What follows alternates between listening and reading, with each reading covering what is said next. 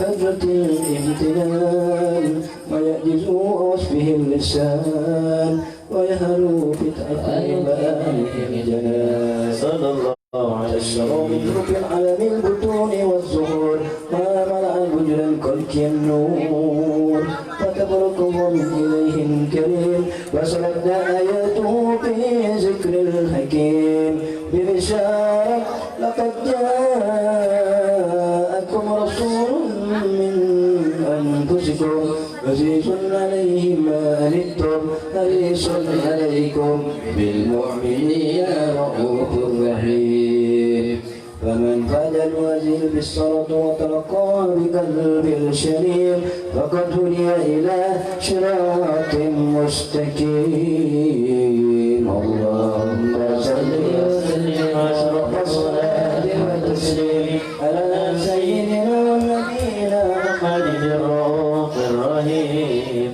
اللهم صل وسلم وبارك عليه وعلى آله وصحبه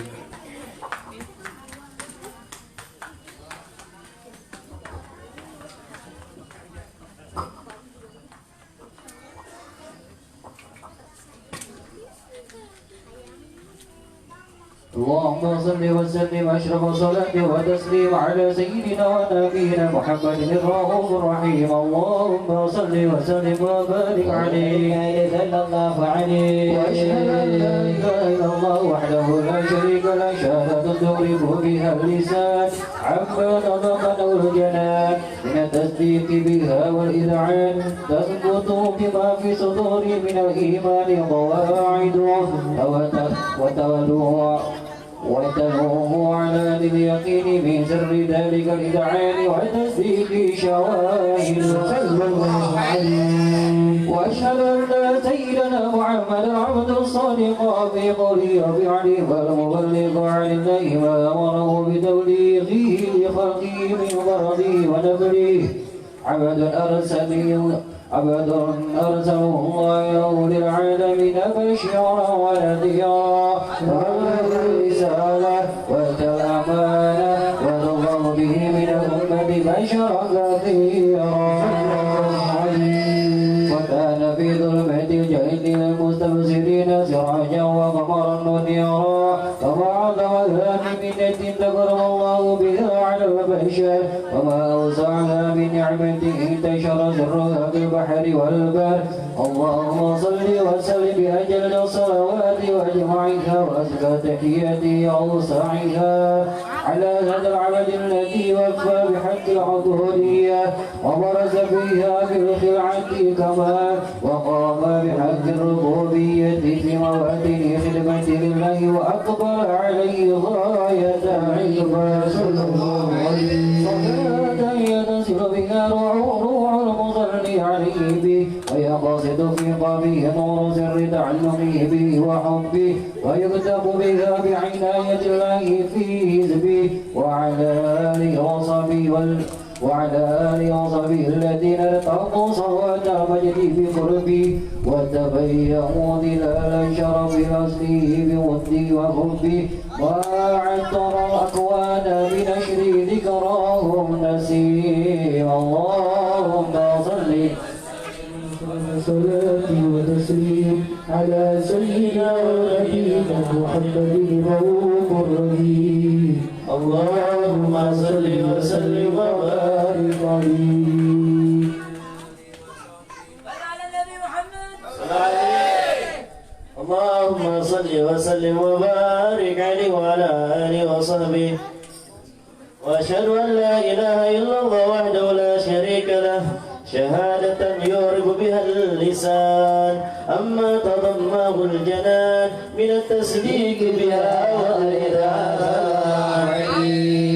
تثبت بها في الصدور من الإيمان قواعده وتلو على اليقين من سر ذلك الإذعان والتصديق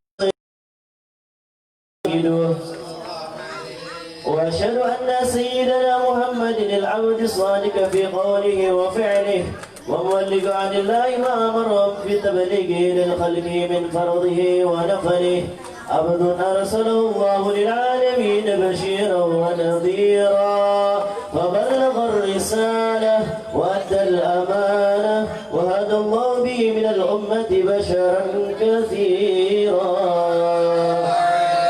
فكان في ظلمة الجهل للمستبصرين سراجا وقمرا منيرا فما أعظم من منة تقرب الله بها على البشر وما أوسع من نعمة انتشر سرها في البحر والبر اللهم صل وسلم بأجل الصلوات وأجمعها وأزكى تهيات وأوسائها على هذا العبد الذي وفى بحق العبودية وبرز فيها في خلعة الكمال وقام بحق الربوبية في مواتن الخدمة لله وأقبل عليه غاية الإقبال صلاة يتصل بها الروح صل عليه به فينبسط في قلبه نور سر التعلق به وحبه ويكتب بها بعناية الله في حزبه وعلى آله وصحبه الذين ارتقوا صعمة المجد بكربه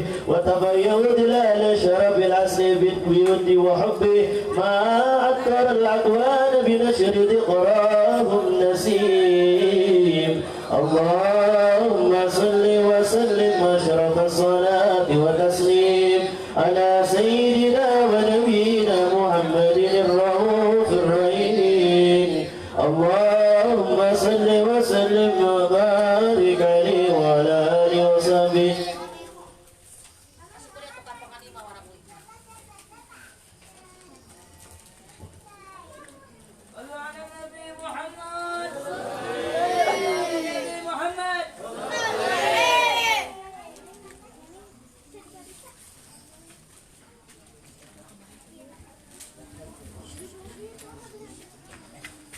اللهم صل وسلم وبارك عليه وعلى آله وصحبه وقد أن للقلم يوتم حركته فيه الأنامل مما استفاده الفهم من صفات هذا العبد المحبوب الكامل وشمائله التي هي أحسن الشمائل وهنا سنة أن نسبد ما بلغ إلينا في شأن هذا الحبيب من أخبار وآثار ليتشرع بكتابته القلم والقلم وتتنزه بهدائك الأسماء والأبصار وقد بلغنا بالأحاديث المشهورة أن أول شيء خلقه الله النور المهدى فيه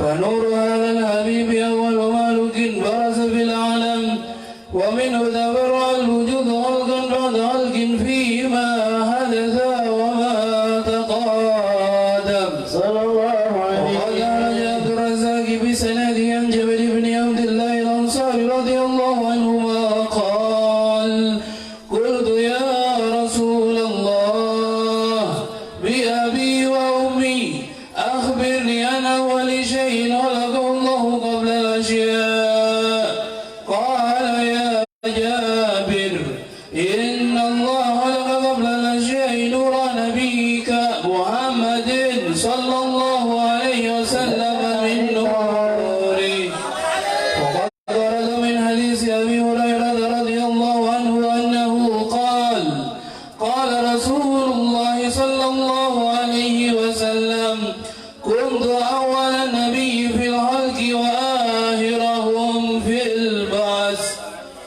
وقد أتت الرواية بأنه أول خلق وجودا وأشرفهم مولودا ولما كانت السعادة الأبدية لا ملاحظة خفية إحدى من البرية بكمال الخصوصية صلى الله عليه المبين أسلم دون من شربته من العالمين فتنقل هذا النور من صلب آدم ونوح وإبراهيم هذا أرسله يد العلم القديم إلى من حسسته بتكريم أبيه الكريم عبد الله بن عبد المطلب ذي القدر العظيم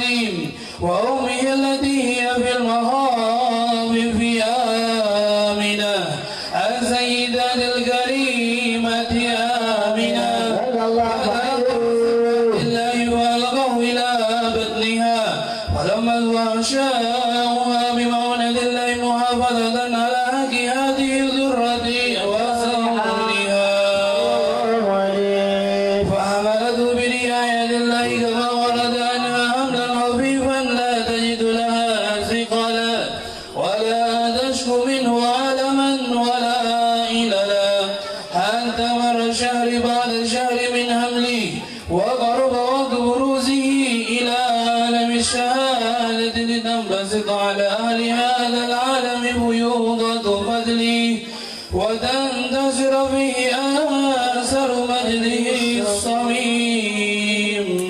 اللهم صل وسلم أشرف صلاة وتسليم على سيدنا ونبينا محمد الرحيم. اللهم صل وسلم وبارك عليه.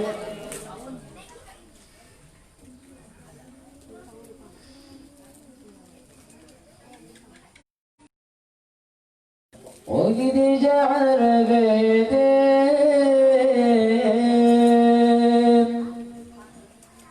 الحلال صفاه وبيجود العين يظهر أهل الوفاء وقد سار في يديه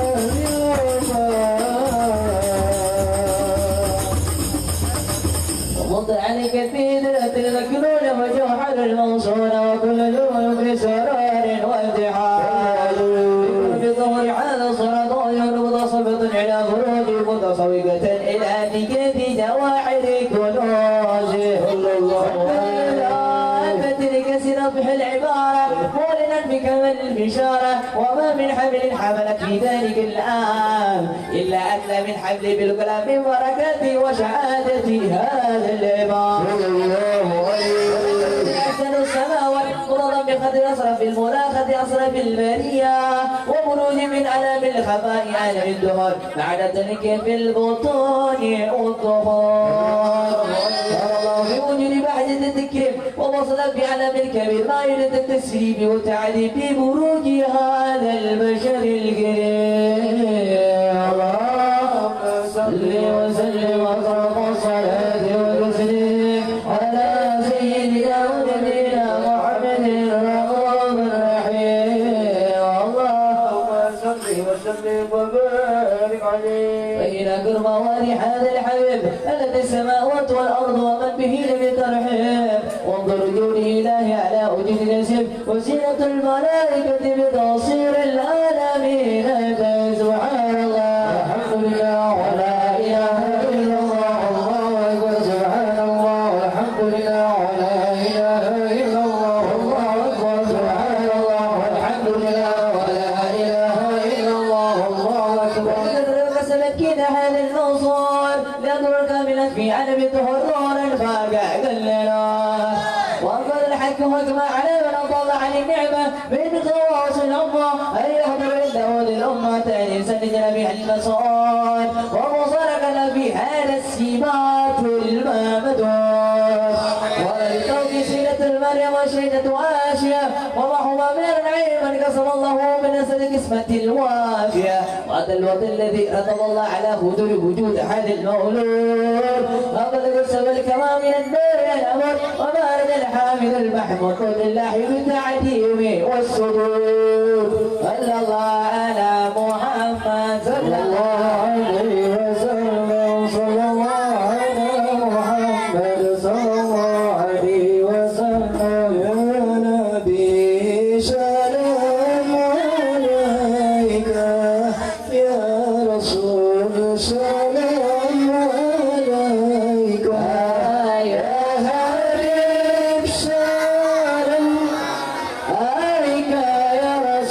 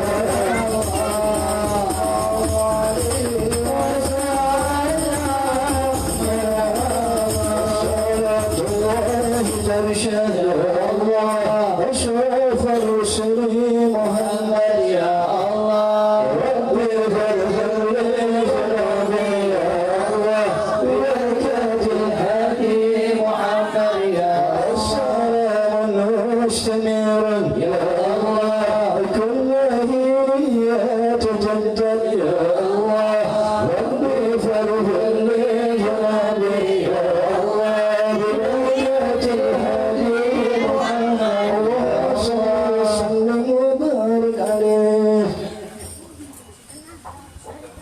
بسم الله الرحمن الرحيم الحمد لله رب العالمين اللهم صل على سيدنا محمد في الاولين اللهم صل على سيدنا محمد في الاخرين الله سيسبك في كل وقت وحيد اللهم صل على سيدنا محمد في حتى ترسل على خير الوارثين ورسل محمد الأخوذ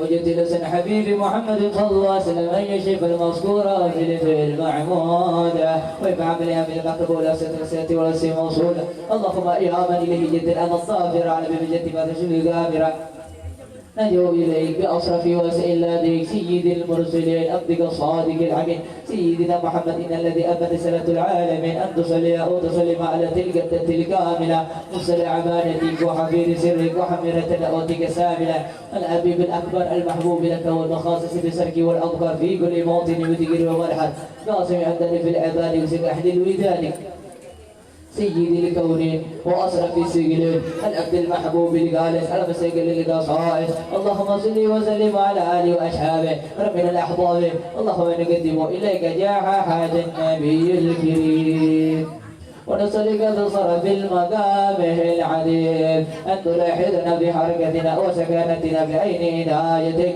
وأن تمنع أطورنا بقلتنا من جميع رعايتك وحسين رقايتك وأن تبلغنا بشرف قرب إليك هذا الحبيب غاية أعمالنا وجنا برضاك من مظلميتنا وأعمالنا وجنا بحرف هذا الحبيب من الحاضرين وبطريق اتباع من الشارقين وللحق من المعدين للحدادق من الحافظين اللهم إنا لنعتها برحمتك كاصح فلا تحرمنا وذلول جميلة هي وسيلتنا إليك فلا تخيبنا آمنا بك وبرسولك وما جاء به من الدين ودعيك المستعبد أن تقابل مذنبا منا والموشئة والسائلة ومؤملا وزنا ونصارى هذا الحبيب ووله وقم ببركة يسر أولادنا وعلى قدرنا وجميع المسلمين والمؤمنين في جميع الجهادات مرتكة المنصورة والإسلام الإيمان بأهل المأمورة معنا وصورة واصف اللهم كربتنا وكربنا كديدنا لموضين وغفر للمذنبين وتقوى التوبة التائبين وصرمة للبارك المؤمنين أجمعين وبصر المعتدين والظالمين ولسد أنت يحكي جميع الأخطاء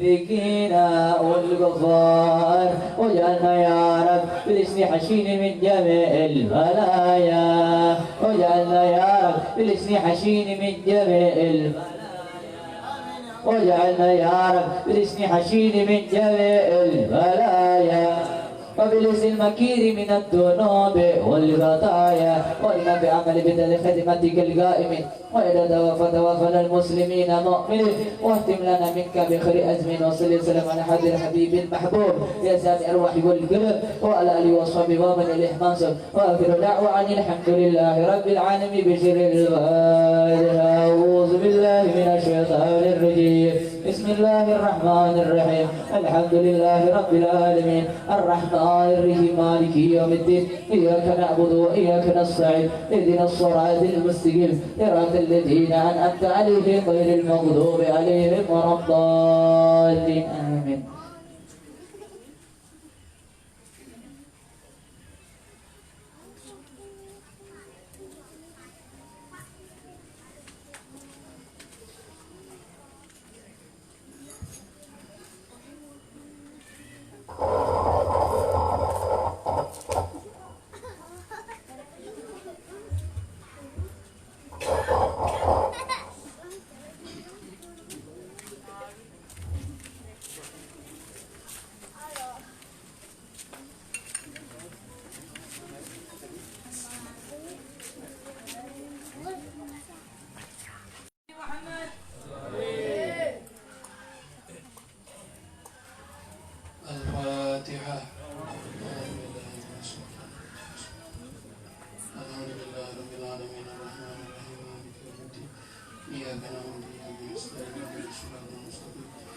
صراط الذين أنعمت عليهم غير المغضوب عليهم ولا الضالين.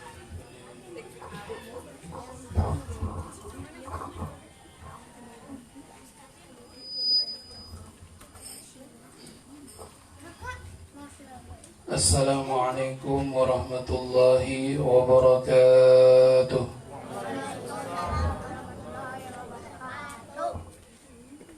Alhamdulillahi Rabbil Alamin wa bihi nasta'inu ala umuri dunya waddin.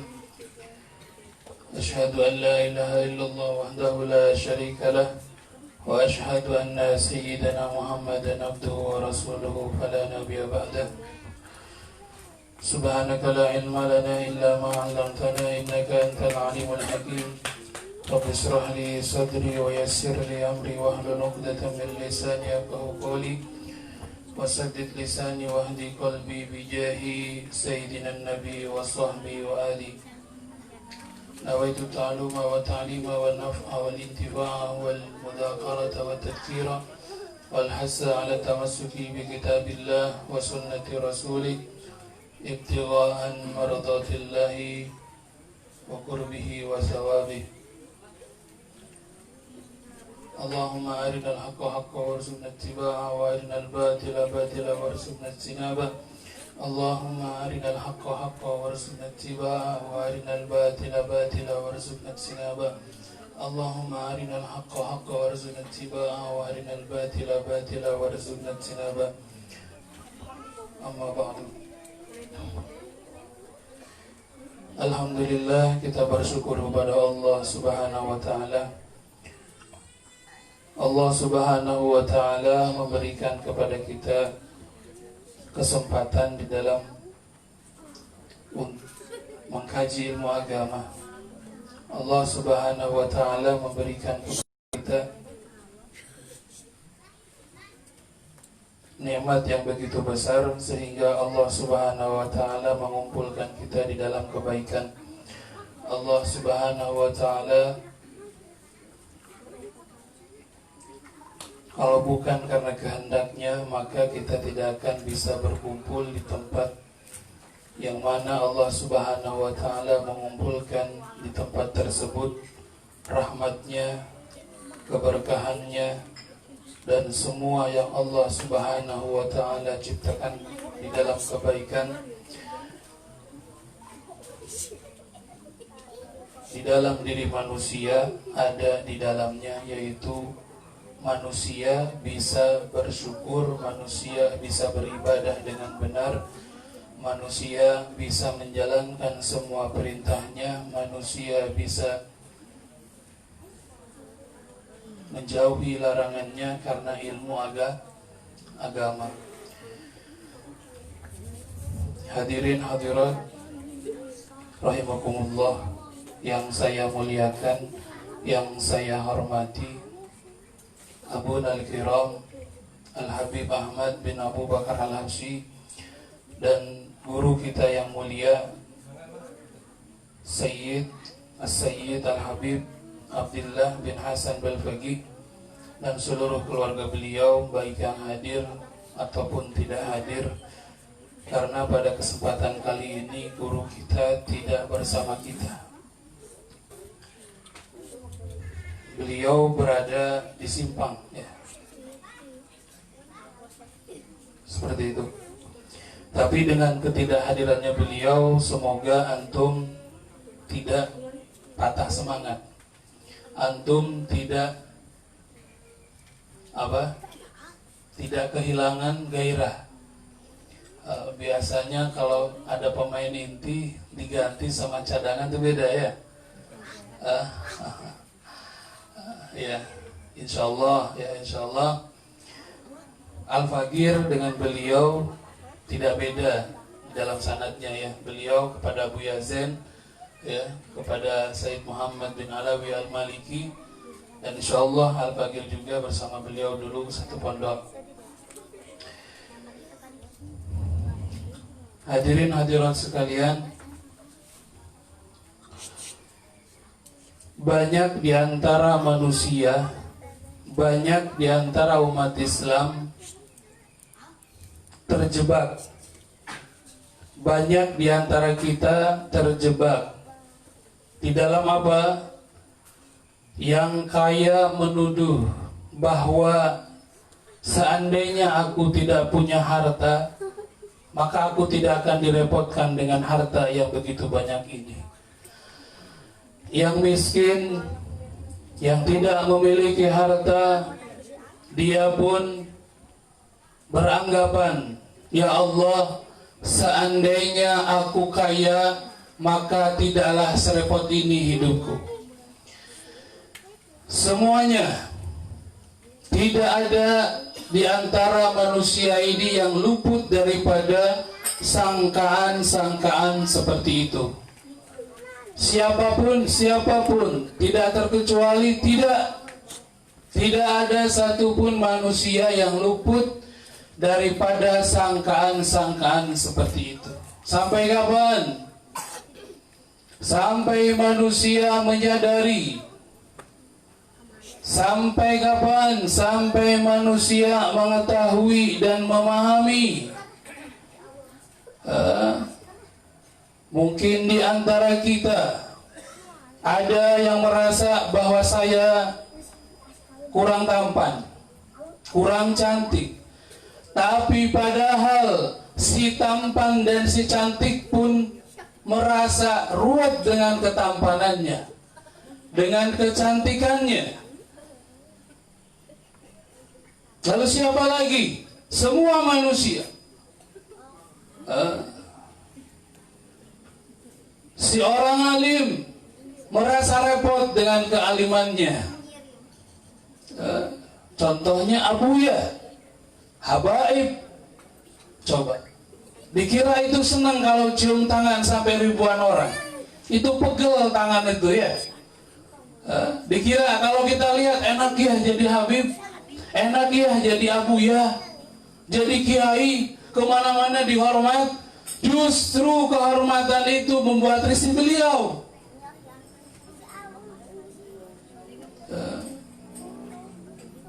Dan begitu seterusnya. Tidak ada posisi manusia di muka bumi ini siapapun yang akan merasa dirinya sempurna kalau dia terus-terusan dalam zona itu dan tidak memahaminya,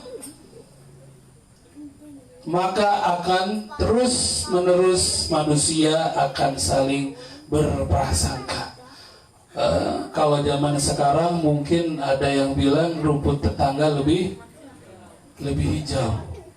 Ya, padahal tidak akan pernah Anda menemukan kehijauan tetangga itu rumputnya lebih enak daripada rumput kita. Kenapa? Sudah jelas, itu rumput tetangga. Mau gimana pun kita nggak bakalan bisa menikmatinya. Seperti itu dan sebagainya ya. Lalu Ustaz, kenapa sih kita seperti itu? Allah Subhanahu wa Ta'ala sudah berfirman. Allah menyadarkan manusia yang ingin mengetahui tentang hakikat dirinya. Allah Subhanahu wa Ta'ala berfirman di dalam Al-Quran, laqad khalaqnal insana fi kabad. Sungguh kata Allah, kami telah menciptakan manusia itu di dalam kerepotan. Silahkan Anda berangan-angan, saya ingin menjadi orang kaya, repot. Silahkan Anda berangan-angan, yang tampan, ingin jadi tampan, ingin menjadi cantik, repot. Apalagi, Anda pengen populer, Anda pengen dengan ini, dengan itu, dikenal orang, repot. Maka dari itu hadirin hadirat, para ulama menafsirkan di dalam makalah-makalah, di antaranya bahwa manusia tidak ada dan tidak bukan jikalau ingin menyeimbangi apa yang telah Allah takdirkan di dalam penciptaan manusia yang dikatakan di dalam firman-Nya tadi, laqad khalaqnal insana fi kabad. Tidak ada lain dan tidak bukan kecuali manusia ini mau bermujahadah. Untuk apa? Berjuang, memaksakan diri, menekan hawa nafsunya. Untuk apa? Untuk mencapai ridho Allah. Silahkan Anda kaya, tapi jadikan perjuangan Anda mencari ridho Allah di dalam kekayaan Anda. Anda tidak akan pernah merasa penat dengan dunia. Silakan Anda bergelimang dengan berbagai kemewahan. Silakan Anda berfasilitas dengan fasilitas apapun. Kalau yang Anda tuju adalah ridho Allah, maka di dalam tiap detik, tiap langkah, tiap perilaku yang Anda lakukan tidak ada kecuali Anda merasakan ingin mendapat ridho Allah.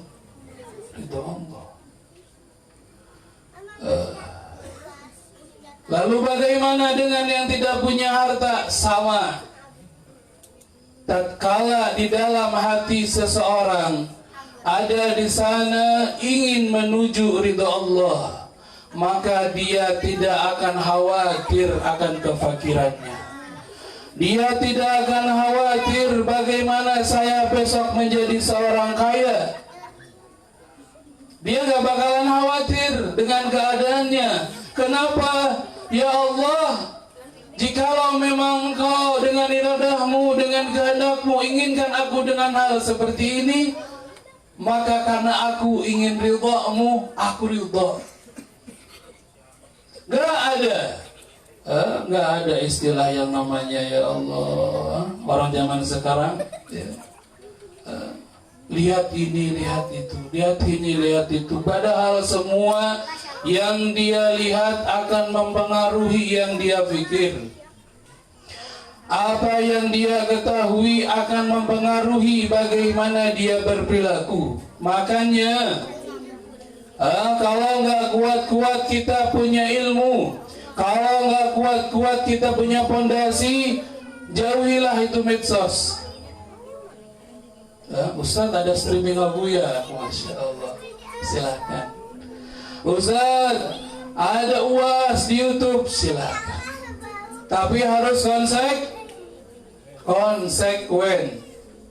Niatnya niat abuya. Niatnya niat UAS. Niatnya apa lagi? Buya Yahya.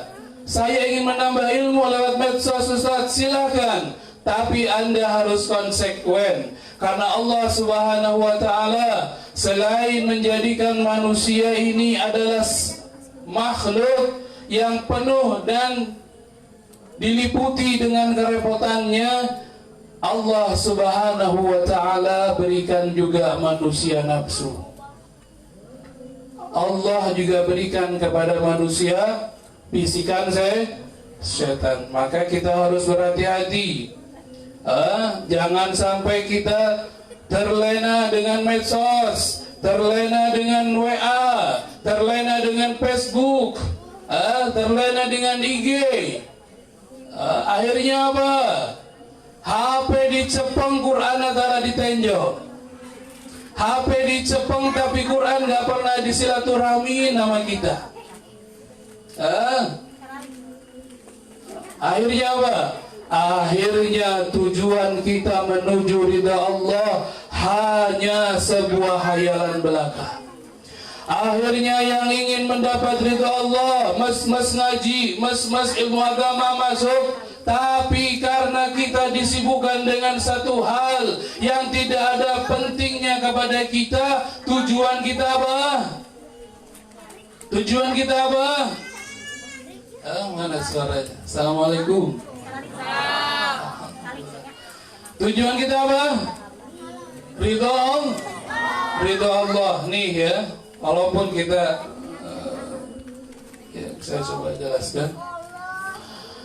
Lalu bagaimana sih sebetulnya ridho Allah? Kalau ingin kita dapatkan dengan benar, pahami baik-baik dan camkan bahwa ridho Allah sebelum Allah ridha dengan ibadah kita, sebelum Allah ridha dengan puasa kita, sebelum Allah ridha dengan segala hal amal-amal kita, perlu kita camkan baik-baik bahwa ridha Allah kadang akan datang tatkala kita sudah menunaikan hak-hak kita kepada manusia.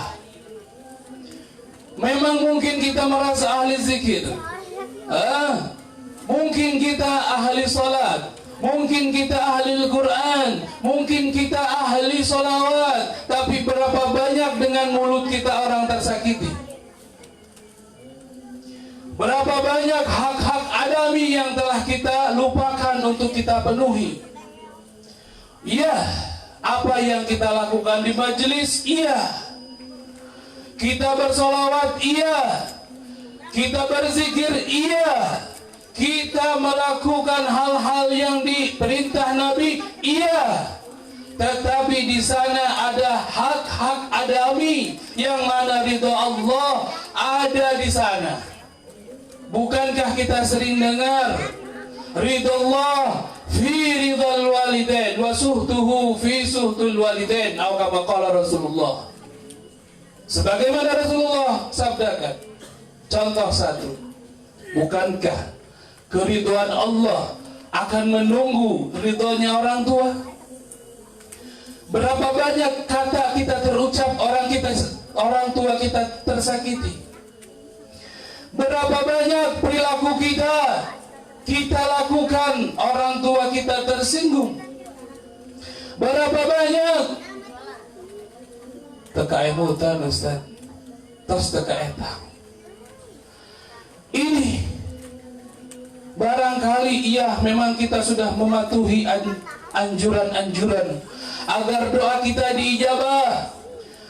Mungkin kita sudah bersolawat agar bisa bertemu Rasulullah, tetapi kalau di dalamnya belum ada ridha Allah, dengan izin siapapun Anda memaksa, dengan izin siapapun Anda meminta, datangi guru Anda, datangi habaib, datangi abuya, tapi kalau keridhaan yang antum lakukan saat ini masih ada tergantung dengan ridha makhluk daripada keputusan ridha Allah, hasya wa kalla, hayhata, nggak bakalan pernah antum nemu.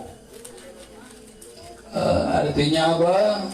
Kita ingin mendapat ridha Allah agar kerepotan hidup kita bisa Allah mudahkan, agar semua kesulitan kita Allah berikan solusi. Ternyata ridha Allah tidak cek urang mamantes maneh ahli ibadah. Sanes cek urang mamantes maneh urang ahli zikir, sanes. Wah, ustadznya marah-marah. Biar semangat ya. Sanes urang mamantes urang teh ahli salawat, ahli majelis sanes, mun urang uih ti dieu aya tatanggi gara-gara mulut urang tersakiti kade. Mun gara-gara urang walaupun urang tas ibadah benar-benar kade, mun aya anak yatim kurang disepelekeun tah eta hak adami kade. Banyak hak adami yang kita luput. Siapa lagi? Si dermawan harusnya ada di orang kaya tuh. Berapa banyak tetangganya kelaparan, dia jalan-jalan ke mall. Bukankah ini hak adami? Al-jar qabla dar, kata Rasulullah. Siapa tetanggamu sebelum rumahmu? Lihat satu persatu. Barangkali tetangga itu tidak baik, jangan di situ. Barangkali sudah baik di situ, barangkali ada tetangga yang membutuhkan pertolonganmu, lihat. Ini ridha Allah ada di sana. Mungkin kita tidak sadar, mungkin kita tidak paham bahwa ridha Allah mungkin kata kita sebelumnya bisa kita gapai dengan salat, bisa kita gapai dengan banyaknya puasa. Tidak. Yang mana dikatakan di dalam riwayat-riwayat banyak yang artinya menghancurkan hati seorang mukmin sama menghancurkan dengan 70 Ka'bah. Begitu juga sebaliknya, orang yang suka dengan jabar khatir, nyenangkan hati seorang mukmin, itu menjadi pahala yang besar buat dia. Lalu mana ilmu kita dengan pemahaman kita? Tak kala ingin ridho Allah tapi makhluknya masih kita sakiti. Lalu mana ilmu kita, amal kita yang kita anggap itu adalah jalan solusi ridho Allah, kalau ada di antara makhluk-makhluknya yang kita sepelekan?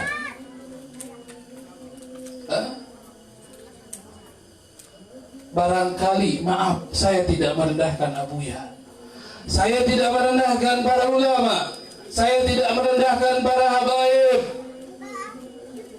Antum kadang kagum benar dengan ulama, antum kadang senang saking cintanya dengan habaib, betul.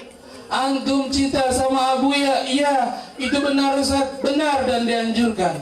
Tetapi berapa banyak setelah antum pulang ke rumah, guru ngaji yang dulu antum pernah diajarkan alif, ba, ta, sa, antum gak menghormat tuh orang, antum gak menghormat tuh guru. Kenapa? Gara-gara aneh sudah lebih ilmunya daripada itu ustaz. Apakah ada ridho Allah di sana? Gak ada. Allah ahsanul Allah maha paling bijaksana, Allah maha paling mengetahui. Bahkan ada di hati kita apapun yang terlintas Allah tahu. Lalu bagaimana yang sudah kita zahirkan? Kita menghormat ulama, cium tangan bolak-balik, datang Habib Umar dari Hadramaut, kita kejar, kita pegang tangannya, tuh cium bolak-balik, gak cukup. Padahal Habib Umar tahu beliau wali Allah sebelum Allah tahu Habib Umar tahu. Kalau kita masih bisa meremehkan ustaz yang ngajar alim sama antum, dikira Habib Umar gak tahu beliau wali Allah. Jangankan Allah, ini buat kita pelajaran. Kita ingin ridho Allah, gimana kita mau ridho Allah? Ini seorang waliullah aja nggak ridho sama kita. Seorang waliullah, gimana kita mau dapat ridho Allah? Ini fitnah-fitnah akhir zaman. Orang dulu ilmunya banyak, ilmunya tinggi-tinggi, bahkan di antara mereka kebanyakan mujtahid mutlak. Artinya mereka bisa beramal dengan pemikiran sendiri daripada ilmu-ilmu yang mereka miliki dan mereka sambungkan sanad dengan guru mereka. Tapi tatkala itu mereka kebanyakan ulama, mereka para alim, tidak ada yang pernah meremehkan gurunya. Walaupun gurunya hanya sebatas pedagang asongan di pasar, mereka tidak pernah meremehkan gurunya. Walaupun gurunya hanya sebatas tukang sapu, mereka tidak pernah, dengan kealiman dan ijtihadnya mereka, dengan ilmu yang luhur yang mereka miliki. Artinya apa? Artinya kita harus evaluasi diri.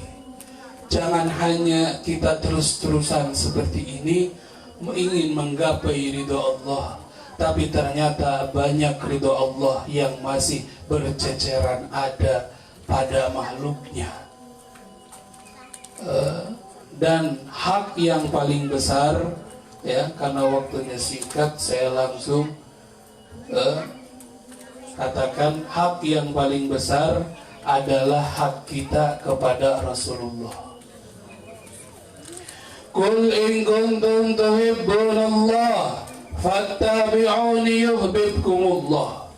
Qul, katakanlah wahai Muhammad, in kuntum tuhibbunallah fattabi'uni yuhibbukumullah.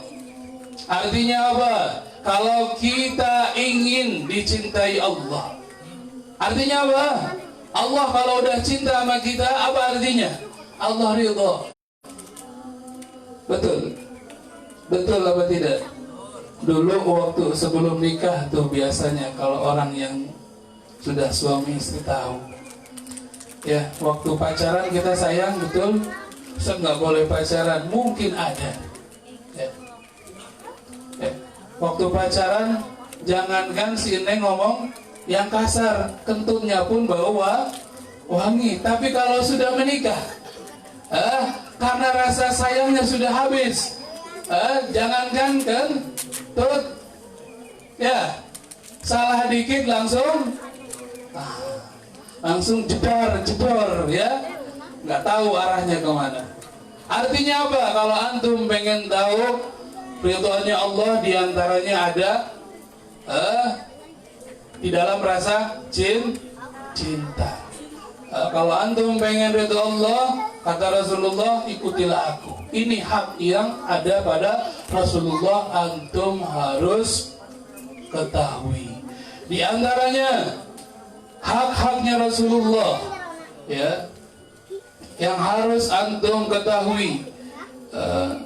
Ini ya, ini saya ingin mengingatkan bahwa kita punya guru adalah habaib. Antum begini ya,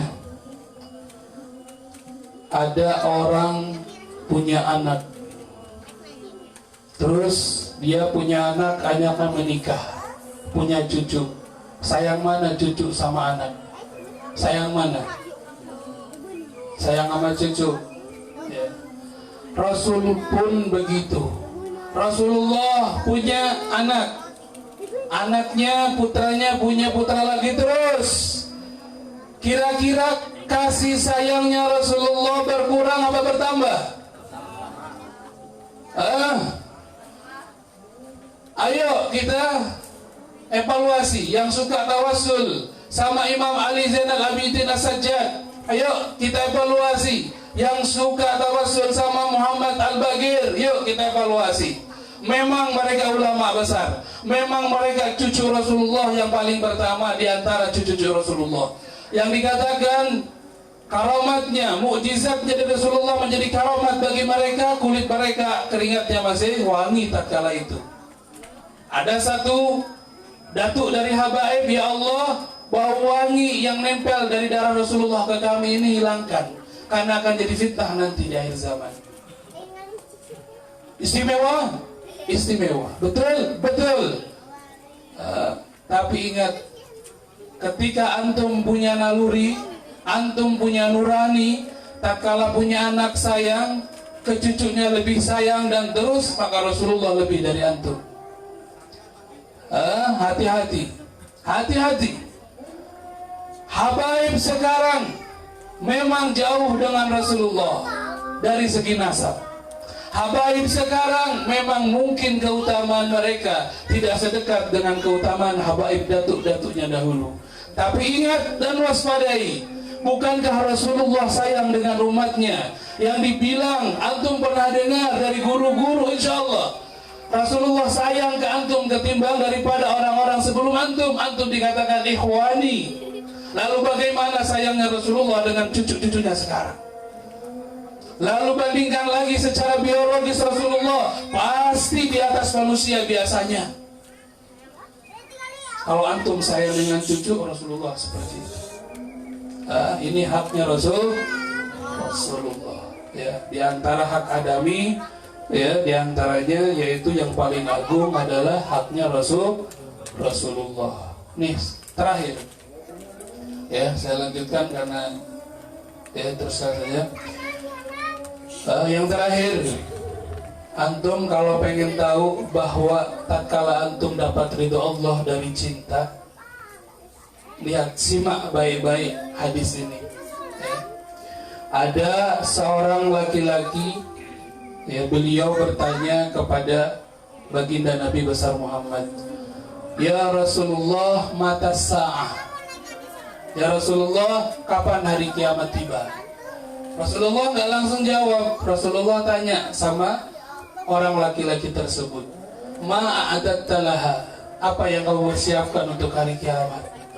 Si laki-laki tersebut menjawab, ma'adattu laha kasrata kabiratas salah wala siyam wala sadaqah illa muhabbah lirasulillahi wa lirasulihi, atau kama qala Rasulullah sallallahu alaihi wasallam. Lalu apa kata Rasulullah? Anta ma'aman ahbabta. Ini Kenapa kita harus menggapai ridho Allah itu dengan jalan cinta, dengan jalan muhabbah. Ini kata Rasulullah, simak baik-baik, yang artinya seperti ini. Ya Rasulullah, kapan hari kiamat? Kata Rasulullah nggak langsung jawab dan tidak akan pernah dijawab. Ini rahasia dari Allah. Apa kata Rasulullah? Apa yang kamu persiapkan untuk hari kiamat nanti? Oh, ini yang dijawab orang awam. Orang polos. Makanya kata saya, yakin sama alam bawah sadar itu sama. Artinya apa? Polos. Ya, betul. Kalau nggak polos, mau ngaji, ntar hujan, nggak jadi ya, takut sakit, betul. Alam bawah sadar antum naik kan?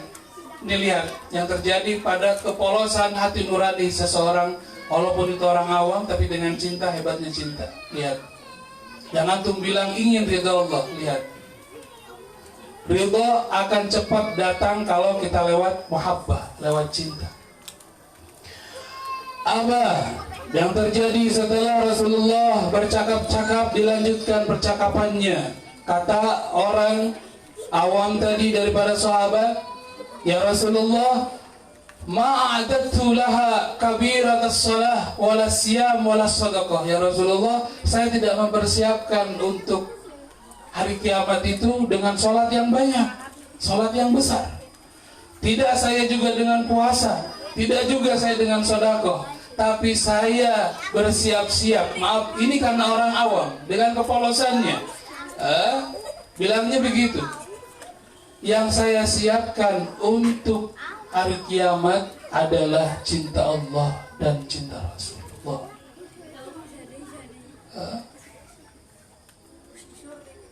Lalu apa kata Rasulullah?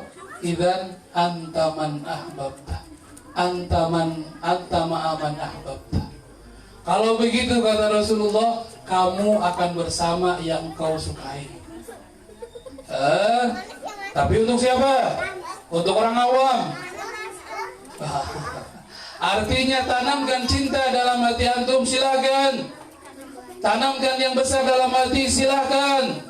Tapi karena kita sudah bertambah ilmu, pakai juga tuh ayat yang menunjang dengan ayat cinta tersebut. Apa yang kita tadi katakan? In kuntum tuhibbunallah fattabi'uni yuhibbukumullah. Karena kita bukan orang awam, cinta tanamkan dan besarkan, lalu antum ikuti Rasulullah sallallahu alaihi wasallam. Ada satu hal lagi, ya. Lanjut apa tidak? Lanjut ya, sebentar saja. Ada sebuah hadis, ya, Rasulullah bersabda, ahibbuni ahibbullah lima yagdukum min ni'amih. Kata Rasulullah begitu. Wa ahibbuni lihubbillah wa ahibbu ahli baiti lihubbi. Atau kama qala Rasulullah sallallahu alaihi wasallam. Nih, antum kalau pengen cinta juga bisa antum dapat dengan mendekati ahli bait Rasulullah sallallahu alaihi wasallam. Cintailah Allah, kata Rasulullah, dengan nikmat-nikmat yang telah Allah berikan kepada kalian. Lalu cintailah aku karena kalian ingin mencintai Allah. Lalu kata Rasulullah, ahibbu ahli baiti lihubbi. Itu yang terakhir. Cintailah keluargaku karena kalian cinta kepadaku. Ya, insyaallah dengan kecintaan yang antum punya, ya, dengan apa yang antum usahakan untuk cinta kepada Rasulullah, karena telah antum pelajari dengan keilmuan dan kemahaman antum, kita berdoa kepada Allah, ya Allah, jadikanlah kami orang-orang yang bermanfaat di dalam ilmu kami. Ya Allah, jadikanlah kami orang-orang yang sadar untuk mencintaimu dan cinta Rasulullah. Ya Allah, kami sadar dengan ilmu yang kami punya, kami harus mengamalkannya, ya Rasulullah. Ya Allah, kami tidak sempat untuk semangat mengamalkan seluruh ilmu ilmu yang kami miliki ya Allah, tapi dengan kecintaan-Mu, dengan kecintaan Rasul-Mu kepada umatnya ya Rasul ya Allah, maka kami berdoa kepadamu ya Allah, bijahi Rasulillah, bijahi Nabi wa bijahil Mustafa wa bisirril Fatihah. A'udzu billahi minasyaitonir rajim. Bismillahirrahmanirrahim. Alhamdulillahirabbil alamin.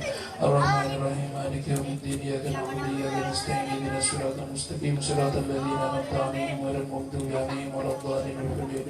Amin. Demikian dari saya, yang salah itu dari saya sendiri dan yang benar dari Allah Subhanahu wa taala. Jika banyak kesalahan mohon dimaafkan. Wa'afu minkum wabillahi taufiq wal hidayah. Assalamualaikum warahmatullahi wabarakatuh.